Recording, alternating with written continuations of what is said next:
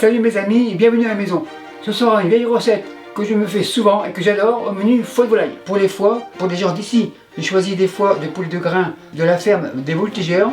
Ce n'est pas de la pub mais un très bon produit. Et mes couteaux Voltigeurs approuvent le choix. Ils seront au beurre à l'ail, donc le beurre salé est là. Et ma mère me disait qu'une journée sans ail est une journée sans soleil. Donc ma recette ne sera pas une pluie d'un mois qui tombe dans une journée, mais du soleil d'une journée qui va durer un mois. Donc pour l'ail, en veux-tu, en voilà, que du soleil. Et les garnitures seront les pommes parisiennes que j'ai fait hier. Elles ont été cuites à l'eau salée. Et bien sûr, départ eau froide, ébullition une demi-heure. Première étape, beurre à l'ail maison, let's go. Machine, on ouvre, et l'ail, en veux-tu, en voilà. Donc j'ai assez d'ail pour avoir du soleil tout le mois. Machine, on ferme. Pulsion et on hache. On ouvre, maryse, on enfonce Alphonse. Maryse au repos, on referme et on y va. Impeccable, machine débranche avant dimanche. Le beurre arrive. Le beurre, on commence par une barre, environ 100 grammes.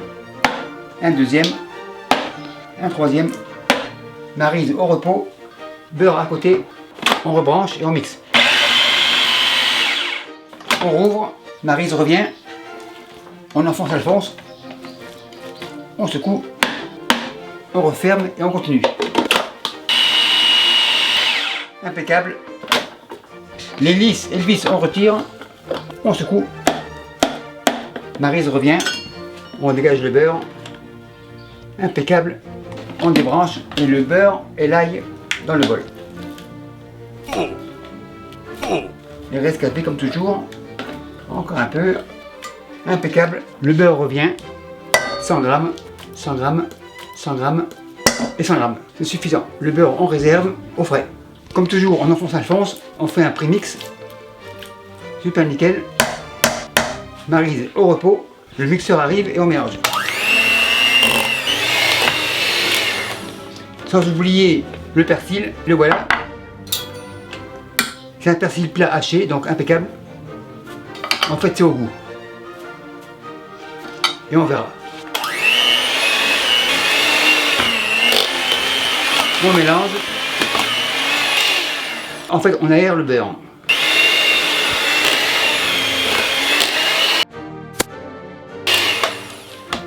Le rescapé ici, on le remet. On mixe en l'air pour dégager le beurre à l'ail. Impeccable. Le fouet à la plongée. Maintenant pour le conserver, plaque à pizza du congélateur. On commence par une cuillère à crème glacée. On va faire des boules qu'on va congeler. Et quand elles seront congelées, on les réunira dans un petit sac. Et je vous reviens quand c'est fini. Première plaque au congélateur et deuxième plaque. Donc j'en ai pour un bon mois. Donc pour résumer, du soleil un mois de temps. Et même du soleil pendant l'hiver. Bon, on continue. C'est suffisant. Et le restant c'est pour aujourd'hui. Donc le bol ici, on hack. Le beurre ici, on réserve. On va dire que c'est correct. Rescapé dans le bol. Voilà, mon beurre à l'ail terminé. Maintenant on passe à la cuisson. La cuisson sera en parallèle pour avoir tout prêt en même temps comme toujours. Graisse de canard, 2 cuillères ici, 2 cuillères ici. Et feu à fond ici. C'est pour les pommes de terre. J'attends environ 140 degrés Celsius. Je suis à 140. Pommes de terre parisiennes comme ça. Hop. On y retourne. Et on va leur donner une belle coloration. Avec un tourne-retourne fréquent. Comme j'ai dit, elles sont cuites, mais maintenant on va les colorer. On va dire qu'elles vont à Cuba pour se faire bronzer. Les touristes commencent à bronzer, mais il y en a encore pour une semaine au soleil. Le foie, feu à fond. Et là on attend 200 degrés. Celsius toujours. Je chauffe 200 et les poignets à la poêle. Je tourne et retourne. On égalise. On tourne et retourne. On va les faire saisir pour avoir une cuisson rosée. On tourne. Un peu de sel. Les pommes, tourne et retourne. en veilleuse, des fois tourne et retourne, environ 1 minute, tourne et retourne. À ce stade-là, cognac. Et ensemble. Tourne et retourne.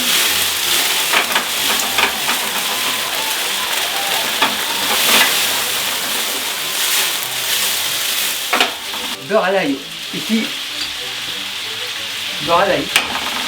On égalise ici aussi. Tourne et retourne.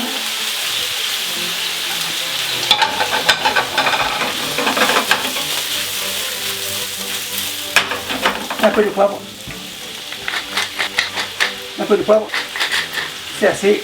On égalise. Tourne et retourne. L'ail cuit tranquillement. Là aussi, super nickel. C'est prêt. Feu éteint. Maintenant il tourne et retourne. Et ici, feu éteint. Maintenant on dresse le foie ici, les pommes ici. Contrôle la qualité. Un foie au hasard, comme celui-ci. Couteau rouge, on coupe. C'est rosé, super nickel. Celui-ci impeccable. Pomme de terre, pomme jaune, couteau jaune. Super nickel, bien cuit. La grande assiette arrive. Là voilà. Les foies, on les place comme ça. J'en ai 300 grammes, donc c'est bon pour une personne. On arrose. Impeccable. Et les pommes de terre à côté. Les pommes de terre à côté.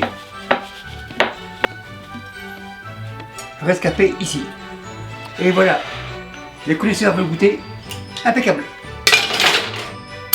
Mademoiselle, c'est pour moi, restez assis. Et merci à vous qui me suivez en Estrie, au Québec et partout ailleurs. Bye.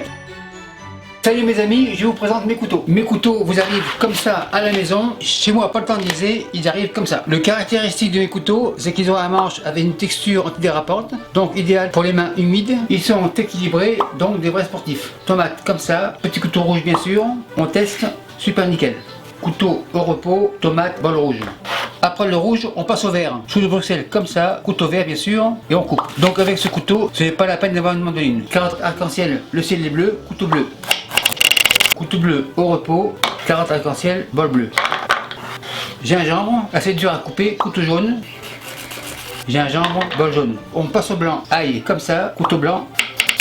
L'ail, bol blanc. Donc comme vous le voyez, ces couteaux sont polyvalents, ils sont bons à tout faire, mais après plusieurs semaines, il y aura à rectifier le fil du tranchant. C'est-à-dire le fusil, le couteau à 25 degrés, on fait un va-et-vient, et voilà, le couteau est comme neuf. Et merci à tous ceux qui en ont déjà commandé, et merci à tous les autres.